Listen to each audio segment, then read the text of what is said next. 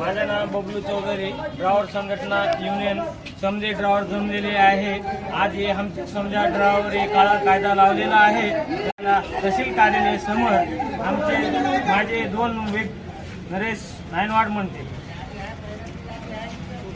हे काळा कायदा जे आहे ते रद्द करण्यात आला पाहिजे, तर जाहीर झालाच पाहिजे। हे मिथून नागरिक सुद्धा बोलतील। सरकारनं काळा कायदा लावलेला आहे, त्या दिवशी आम्ही सगळे इथे जमलेले आहोत। तरी जाहीर निषेध म्हणून आम्ही सगळे इथे मंदिर आहोत।